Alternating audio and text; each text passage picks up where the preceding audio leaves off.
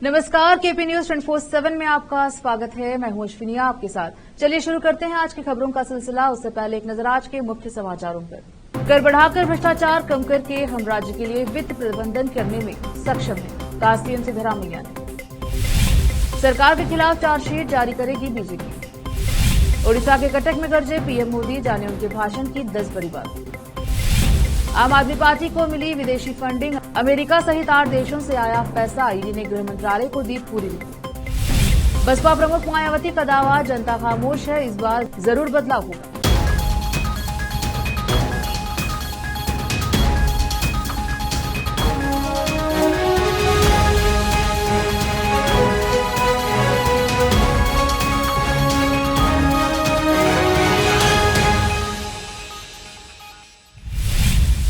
समाचारों का सिलसिला शुरू करते हुए देखते हैं समाचार विस्तार से। मुख्यमंत्री सिद्धरामैया, जिनकी कांग्रेस सरकार ने सोमवार को 1 साल पूरा किया, उन्होंने कहा कि राज्य सरकार की गारंटी योजनाओं को रोकने का कोई सवाल ही नहीं है। उन्होंने कहा, हम विकास कार्य भी कर रहे हैं। उन्होंने उल्लेख किया कि कानून के अनुसार करों और ऋणों को बढ़ाकर और भ्रष्टाचार को कम करके कांग्रेस सरकार गारंटी योजनाओं के लिए वित्त का प्रबंधन करने में सक्षम है। विपक्षी दल के सदस्य झूठ फैला रहे हैं कि लोकसभा चुनाव के बाद ये योजनाएं बंद हो जाएंगी, जो कि झूठ है। उन्होंने यह भी कहा कि उन्होंने अपनी गारंटी योजनाओं के लिए केंद्र सरकार से कोई वित्तीय सहायता नहीं मांगी है। 20 मई 2023 को आयोजित प्रेस वार्ता में पत्रकारों से बात करते हुए हमने शपथ ली और उसी दिन कैबिनेट निर्णय में इन 5 गारंटियों को लागू करने का निर्णय लिया। हमारी सरकार आने के 9 महीने के भीतर ही 5 योजनाओं को लागू किया गया और वर्ष 2023-24 में राज्य सरकार ने 36,000 करोड़ रुपए खर्च किए।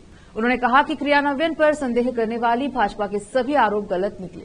उन्होंने यह भी कहा कि उन्होंने किसानों के लिए 18,000 करोड़ मुआवजे की मांग की थी, क्योंकि राज्य में भीषण सूखा पड़ा था, लेकिन केवल 19% ही दिया गया। सीएम ने प्रधानमंत्री मोदी की आलोचना की, जिन्होंने कहा था कि कर्नाटक सरकार अन्य पिछड़ी जाति का आरक्षण हटा रही है और अल्पसंख्यकों को दिया जाएगा। उन्होंने कहा कि कर्नाटक में 1994 में अल्पसंख्यकों को 4% आरक्षण दिया जाता है और बसवराज बोम्मई सरकार के दौरान उन्होंने इसे छीनना और वोकलिंगा और लिंगायतों को 2-2% देने की कोशिश की। हमने ओबीसी से आरक्षण नहीं हटाया है। भ्रष्टाचार पर बोलते हुए सिद्धरामैया ने कहा कि उनकी सरकार सत्ता में आने के बाद उन्होंने ठेकेदारों द्वारा कथित 40% कमीशन की जांच के लिए 2 आयोगों का गठन किया और COVID के दौरान अनियमितताओं का आरोप लगाया। फिलहाल मामले की जांच की जा रही है। उन्होंने कहा कि मैं यह नहीं कह सकता कि हमारी सरकार आने के बाद भ्रष्टाचार रुक गया है। भ्रष्टाचार समाज में एक बीमारी है, लेकिन हमने इसे नियंत्रित करने का प्रयास किया है। सिद्धरामैया ने बताया कि कई लोगों ने आलोचना की है कि वे जाति जनगणना नहीं कराएंगे, लेकिन हमने ऐसा किया। अगर हम जाति जनगणना नहीं करेंगे तो हमें लोगों की सामाजिक और आर्थिक स्थिति का पता कैसे चलेगा। हमें आजादी मिली 76 साल से ज्यादा हो चुका है और कई चीजें बदल चुकी हैं। हमें जानने की जरूरत है, इसलिए हमें जाति जनगणना की जरूरत है। राज्य में मुख्यमंत्री सिद्धरामैया के नेतृत्व वाली कांग्रेस सरकार सोमवार को अपने कार्यकाल का 1 साल पूरा कर रही है। ऐसे में प्रमुख विपक्षी दल बीजेपी इसके खिलाफ चार्जशीट जारी करने के लिए पूरी तरह से तैयार है। विधानसभा में विपक्ष के नेता आर अशोक और पार्टी के राज्य प्रमुख BY विजेंद्र द्वारा एक ब्रोशर जारी करने के लिए उम्मीद है, जिसमें राज्य में बिगड़ती कानून व्यवस्था की स्थिति सहित सरकार की कथित विफलताओं को उजागर किया जाएगा। सूत्रों ने कहा कि बेंगलुरु के रामेश्वरम कैफे में बम विस्फोट, हुबली में 2 महिलाओं की हत्या, तमिलनाडु को कावेरी का पानी छोड़ने का राज्य का फैसला, सूखे की स्थिति से निपटने में विफलता आदि जैसे मुद्दे आरोप पत्र में शामिल होने की संभावना है। एक विशेष अदालत ने यौन उत्पीड़न मामले में कर्नाटक के पूर्व मंत्री और जेडीएस नेता HD रेवन्ना को जमानत दे दी है। रेवन्ना और उनके बेटे हासन से सांसद प्रज्वल रेवन्ना के खिलाफ होली नरसीपुरा पुलिस स्टेशन में मामला दर्ज किया गया। सांसद विधायकों से जुड़े मामले को विशेष अदालत ने पहले ही उन्हें इस मामले में अंतरिम अग्रिम जमानत दी थी। रोकते हैं समाचारों का सिलसिला, लेते हैं छोटा सा ब्रेक। हिंदुस्तान के हर कोने में हम हैं मौजूद। 24 घंटे हालात पर गहरी नजर, खबरों से जुड़े चुपते सवालात और आपको दिखाता है धार्मिक, सामाजिक, राजनीतिक, लोकल और इंटरनेशनल न्यूज की सबसे बेहतर कवरेज, जो आपको रखती है हर पल बाखबर। देश और दुनिया भर की खबर के लिए देखते रहें KP News 24/7 देखते रहें KP News 24/7। ब्रेक के बाद स्वागत है आपका। देखते हैं समाचार। प्रधानमंत्री नरेंद्र मोदी ने उड़ीसा के कटक में सोमवार को एक चुनावी रैली को संबोधित किया। यहां पीएम मोदी ने बीजेडी पर जमकर निशाना साधा। इसके साथ ही उन्होंने कहा कि 25 सालों में बहुत भ्रष्टाचार हुआ है। अब ओडिशा में 10 जून को भाजपा का पहला सीएम शपथ लेगा, ये तय है। आपके आशीर्वाद से तीसरी बार मोदी सरकार दिल्ली में शपथ लेगी, ये भी तय है। आइए जानते हैं फतेहपुर में पीएम मोदी के भाषण की 10 बड़ी बातें क्या रही। अगले 25 वर्ष की बात करते हुए पीएम मोदी ने कहा कि बीजेडी को अपने इस शताब्दी के 24-25 साल देखे हैं और आपने देखा कि परिणाम क्या निकला। अब अगले 25 वर्ष ओडिशा के विकास के लिए बहुत जरूरी है। ओडिशा को अब बीजेडी की स्लो रफ्तार सरकार पीछे छोड़कर डबल इंजन वाली सरकार चुननी है। ओडिशा में पूर्ण बहुमत की सरकार का दावा करते हुए पीएम मोदी ने कहा कि कुछ लोगों ने शुरू कर दिया है कि यहां हंग असेंबली बनेगी। ये सरासर गलत है। यहां भाजपा की पूर्ण बहुमत की सरकार बनने वाली है। भाजपा की ओडिशा को अगले 25 साल में विकास की नई ऊंचाइयों पर पहुंचाएगा। बीजेडी पर भ्रष्टाचार का आरोप लगाते हुए पीएम मोदी ने कहा कि बीजेडी ने भ्रष्टाचार से यहां के लोग तंग आ चुके हैं। जो बीजेडी चिट फंड जैसे घोटालों से लोगों को धोखा दे रही है, उसने लोगों को क्या दिया? इन्होंने लैंड माफिया दिया है, सैंड माफिया दिया है, कोल माफिया दिया है, माइनिंग माफिया दिया है। बीजेडी के विधायक और मंत्री इसी में लगे हैं। पीएम मोदी ने बीजेडी पर पैसे का गोलमाल करने का आरोप लगाते हुए कहा कि जब से मोदी सरकार बनी है तब से ओडिशा के विकास के लिए रिकॉर्ड पैसा भेजा है। मोदी सरकार यहां पहले के मुकाबले कई गुना ज्यादा पैसे भेज रही है, लेकिन ओडिशा में बीजेडी की भ्रष्ट सरकार इस पैसे का गोलमाल कर रही है। ईडी प्रवर्तन निदेशालय ने दावा किया है कि आम आदमी पार्टी को विदेशी फंडिंग मिली है। गृह मंत्रालय को दी गई अपनी रिपोर्ट में ईडी ने बताया है कि 2014 से 22 के बीच आम आदमी पार्टी को कुल 7.08 करोड़ रुपए की विदेशी फंडिंग मिली है। यह विदेशी योगदान विनियमन अधिनियम, जन प्रतिनिधित्व अधिनियम और भारतीय दंड संहिता का उल्लंघन है। रिपोर्ट्स के अनुसार आम आदमी पार्टी को America, Canada, Australia, New Zealand, Saudi Arab, UAE, Kuwait, Oman और अन्य देशों में रहने वाले कई लोगों से पैसा मिला है। रिपोर्ट्स में यह भी बताया गया है कि आम आदमी पार्टी ने अपने अकाउंट में पैसे देने वाले लोगों की असली पहचान छिपा दी है, ताकि राजनीतिक दलों के लिए विदेशी फंडिंग पर लगे प्रतिबंध से बचा जा सके। विदेशी लोगों ने पैसा सीधे आम आदमी पार्टी के आईडीबीआई बैंक खाते में जमा किया। एमएलए दुर्गेश पाठक सहित पार्टी के अन्य नेताओं ने यह पैसा अपने खाते में भी जमा किया है। विदेशों से फंड भेजने वाले अलग अलग लोगों ने एक ही passport number, credit card, email ID, mobile number का इस्तेमाल किया था। फॉरेन कंट्रीब्यूशन रेगुलेशन एक्ट और रिप्रेजेंटेशन ऑफ पीपल एक्ट के तहत राजनीतिक दलों के लिए विदेशी फंडिंग पर प्रतिबंध है। यह एक अपराध है। ईडी ने अपनी जांच में पाया कि साल 2016 में आम आदमी पार्टी के नेता दुर्गेश पाठक ने कनाडा में हुए एक इवेंट के जरिए इकट्ठा किए और इन पैसों का पर्सनल बेनिफिट के लिए इस्तेमाल किया। ये सभी खुलासे पंजाब के फाजिल्का में दर्ज स्मगलिंग के एक मामले के दौरान हुए हैं। इस मामले में पाकिस्तान से भारत हेरोइन स्मगल करने वाले ड्रग कार्टेल पर एजेंसी काम कर रही थी। इस मामले में फाजिल्का की स्पेशल कोर्ट ने पंजाब के भोलानाथ से आप एमएलए सुखपाल सिंह खैरा को आरोपी बनाते हुए समन किया था। ईडी ने जांच के दौरान खैरा और उसके एसोसिएट्स के यहां जब सर्च ऑपरेशन चलाया था तो खैरा और उसके साथियों के यहां से कई संदिग्ध कागजात मिले, जिनमें आम आदमी पार्टी को विदेशी फंडिंग की पूरी जानकारी थी। बरामद कागजातों में 4 टाइप रिटर्न पेपर और 8 हाथ से लिखे डायरी के पेज थे, जिनमें यूएसए के डोनर की पूरी जानकारी थी। लोकसभा चुनाव 2024 के 5वें चरण के मतदान सोमवार 20 मई को 2024 को हो रहा है। बहुजन समाज पार्टी की प्रमुख मायावती ने भी लखनऊ में वोटिंग की है। मायावती ने कहा है कि मैं सभी से अपील करती हूं कि सभी लोग वोट डालने जरूर आएं।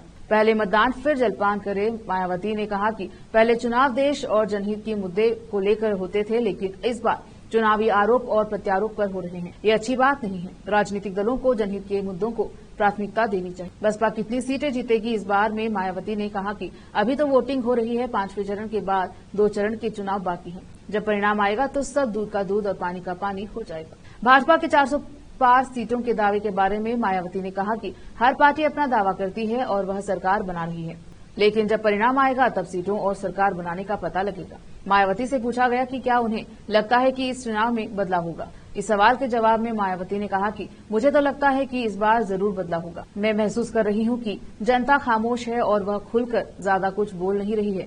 वह यह सब देख रही है कि यह सब क्या हो रहा है। मायावती से जब इंडिया अलायंस की सरकार बनाने के दावे के बारे में पूछा गया तो उन्होंने कहा कि ये पिछली बार भी सरकार बनाने का ऐसा ही दावा कर रहे थे।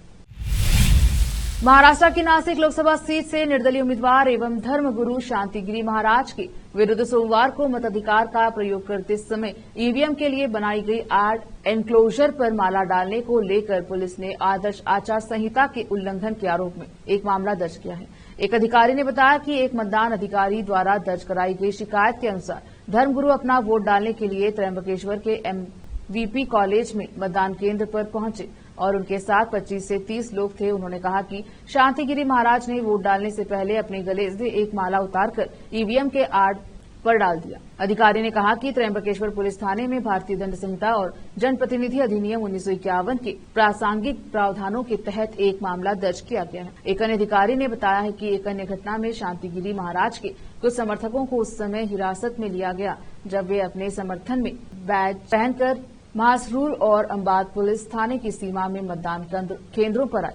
अधिकारी ने बताया कि पुलिस ने बाद में उन्हें रिहा कर दिया। लोकसभा चुनाव 2024 के मद्देनजर 5वें चरण का मतदान जारी है। देश के 8 राज्यों की 49 लोकसभा सीटों पर मतदान किया जा रहा है। वहीं छठे चरण के लिए मतदान 25 मई को किया जाएगा।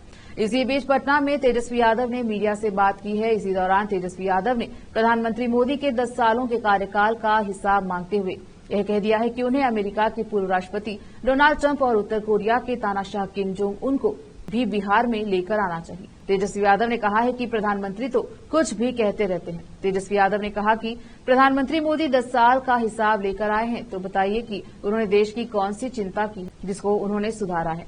उन्होंने बेरोजगारी महंगाई बढ़ाई दी है। उन्होंने बिहार को विशेष राज्य का दर्जा नहीं दिया और बाढ़ के लिए विशेष पैकेज तक नहीं दिया। तेजस्वी यादव ने कहा कि बाढ़ के लिए उन्होंने एक बार भी समय नहीं दिया और न ही मीटिंग की। जो हमारी समस्या रहती थी एक सुई का कारखाना भी प्रधानमंत्री ने नहीं खोला। भाजपा के पास 49 सांसद थे तो बताइए कि उन्होंने क्या किया। मध्य प्रदेश में लोकसभा चुनाव के लिए वोटिंग हो चुकी है। चुनाव में कांग्रेस की स्थिति क्या रही, नतीजे किस तरह के हो सकते हैं, यह हकीकत जानने के लिए पार्टी के प्रदेश प्रभारी जितेंद्र सिंह उम्मीदवारों के साथ बैठक करने वाले हैं। इसमें तमाम उम्मीदवार अपने क्षेत्रों की स्थिति के बारे में जमीनी फीडबैक देंगे। राज्य में लोकसभा की 29 सीटों पर 4 फेज में मतदान हुआ। इनमें से कांग्रेस ने एक सीट समाजवादी पार्टी को आपसी समझौते के तहत दी थी। वहीं इंदौर के कांग्रेस उम्मीदवार ने नामांकन वापस लेकर बीजेपी का दामन थाम लिया। इसी तरह 27 स्थानों पर ही कांग्रेस के उम्मीदवार मैदान में रहे। अब इन सीटों पर पार्टी को क्या संभावना है, यह जानने की कवायद तेज हो चली है। जानकारी के मुताबिक कांग्रेस के प्रदेश प्रभारी जितेंद्र सिंह सोमवार को भोपाल में रहेंगे और उम्मीदवारों के साथ बैठक करेंगे। इस बैठक में पार्टी के वरिष्ठ नेता भी मौजूद रहेंगे। प्रदेश में हुए लोकसभा चुनाव के दौरान कांग्रेस ने प्रचार में अपनी पूरी ताकत झोंकी थी और राहुल गांधी से लेकर प्रियंका गांधी और पार्टी अध्यक्ष मल्लिकार्जुन खड़गे के दौरे हुए। वहीं पार्टी के प्रदेश अध्यक्ष जीतू पटवारी, विधानसभा में नेता प्रतिपक्ष उमंग सिंघार के अलावा पूर्व केंद्रीय मंत्री अरुण यादव, राज्यसभा सदस्य विवेक तनखा पूरी तरह सक्रिय रहे। पूर्व मुख्यमंत्री कमलनाथ ने छिंदवाड़ा के अलावा कुछ स्थानों पर सभाएं की और दिग्विजय सिंह ने भी तीसरे चरण के चुनाव के बाद निमाड़ मालवा में सक्रिय दिखाई दी। फिलहाल वक्त एक और छोटे से ब्रेक का, जल्द लौटेंगे ब्रेक के बाद। हिंदुस्तान के हर कोने में हम हैं मौजूद। 24 घंटे हालात पर गहरी नजर, खबरों से जुड़े चुपते सवालात और आपको दिखाता है धार्मिक, सामाजिक, राजनीतिक, लोकल और इंटरनेशनल न्यूज की सबसे बेहतर कवरेज जो आपको रखती है हर पल बाखबर। देश और दुनिया भर की खबर के लिए देखते रहें केपी न्यूज 24/7। ब्रेक के बाद स्वागत है आपका। देखते हैं समाचार। ईरान के राष्ट्रपति इब्राहिम रईस का हेलीकॉप्टर दुर्घटना में निधन हो जाने के बाद उनकी कुर्सी को काले रंग के कपड़े से ढक दिया गया। इसकी वजह सिर्फ शोक मनाने का संकेत ही नहीं बल्कि एक खास धार्मिक वजह भी है। ईरान के मंत्रिमंडल ने राष्ट्रपति इब्राहिम रईस के निधन की घोषणा होने के बाद एक आपात बैठक बुलाई। उसके बाद शोक संदेश जारी करके कहा कि रईस ने देश की सेवा करते हुए सर्वोच्च बलिदान दिया है। इस रिपोर्ट के साथ एक तस्वीर जारी की गई जिसमें रईसी की कुर्सी को काले रंग के कपड़े से ढका गया और मेज पर उनकी तस्वीर रखी गई। इसके पीछे की वजह शोक व्यक्त करने के साथ साथ इब्राहिम रईसी का वह धार्मिक सिद्धांत है जिसके तहत वह हमेशा काली पगड़ी पहनते थे। दरअसल वह इस्लाम धर्म के प्रवर्तक पैगंबर मोहम्मद के वंशज माने जाते थे, इसलिए हमेशा काली पगड़ी पहनते थे। उनकी काली पगड़ी इस बात की द्योतक थी कि वह पैगंबर मोहम्मद से सीधे जुड़े हुए हैं। इसलिए ईरानी मंत्रिमंडल ने रईसी के निधन के बाद उनकी कुर्सी को काले कपड़े से ढक दिया। ईरान ने इब्राहिम रईसी के निधन पर 5 दिनों का राष्ट्रीय शोक घोषित किया है। मंत्रिमंडल ने बयान में कहा कि हम अपने वफादार, प्रशंसनीय और प्रिय राष्ट्र को आश्वस्त करते हैं कि राष्ट्र के नायक और सेवक तथा नेतृत्व के वफादार मित्र रईसी की अथक निष्ठा के साथ सेवा का मार्ग जारी रहेगा। ईरान के उत्तर पश्चिमी स्थित पहाड़ी क्षेत्र में हेलीकॉप्टर हादसे का शिकार हुए राष्ट्रपति इब्राहिम रईसी, विदेश मंत्री और अन्य लोग दुर्घटना स्थल पर मृत पाए गए। देश की सरकार की मीडिया ने यह जानकारी दी है। इसके साथ ही मंत्रिमंडल ने 5 दिनों की राष्ट्रीय शोक की घोषणा की है। नेपाल के प्रधानमंत्री पुष्प कमल दहल प्रचंड ने सोमवार को संसद में चौथी बार विश्वास मत हासिल किया। उन्होंने बतौर प्रधानमंत्री अपना पदभार संभालने के 18 महीने के भीतर चौथी बार यह विश्वास मत हासिल किया है। इस दौरान मुख्य विपक्षी दल नेपाली कांग्रेस ने नारेबाजी की और वह मतदान से दूर रही। नेपाल की प्रतिनिधि सभा HOR में तीसरी सबसे बड़ी party communist party of Nepal Maoist centre के नेता प्रचंड 69 को 275 सदस्यीय प्रतिनिधि सभा में 157 वोट मिले। मतदान में कुल 158 सांसदों ने हिस्सा लिया। मुख्य विपक्षी दल नेपाली कांग्रेस ने मतदान प्रक्रिया का बहिष्कार किया और उप प्रधानमंत्री एवं गृह मंत्री रवि लामी छाने के खिलाफ नारेबाजी की। लामी छाने पर सरकारी निधि के दुरुपयोग का आरोप है। विपक्षी दल की इस नारेबाजी के कारण मतदान प्रक्रिया में देरी हुई। मतदान के दौरान प्रतिनिधि सभा का एक सदस्य तटस्थ रहा। सदन के अध्यक्ष राज घिमिरे ने घोषणा की कि संसद में बहुमत मिलने के साथ ही प्रचंड ने विश्वास मत हासिल कर लिया है। यह शक्ति प्रदर्शन गठबंधन सहयोगियों में शामिल जनता समाजवादी पार्टी JSP द्वारा पिछले सत्ता गठबंधन सरकार से अपना समर्थन वापस लिए जाने के कुछ दिनों बाद किया गया। फिर से एक नजर आज की सुर्खियों पर। कर बढ़ाकर भ्रष्टाचार कम करके हम राज्य के लिए वित्त प्रबंधन करने में सक्षम हैं, कहा CM सिद्धरामैया ने। सरकार के खिलाफ चार्जशीट जारी करेगी बीजेपी। ओडिशा के कटक में गरजे PM मोदी, जाने उनके भाषण की 10 बड़ी बात। आम आदमी पार्टी को मिली विदेशी फंडिंग, अमेरिका सहित 8 देशों से आया पैसा, ईडी ने गृह मंत्रालय को दी पूरी रिपोर्ट। बसपा प्रमुख मायावती का दावा, जनता खामोश है, इस बार जरूर बदलाव होगा।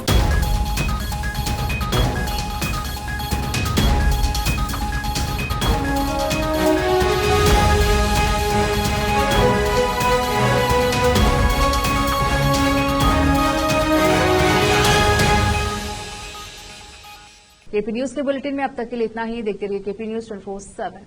धन्यवाद।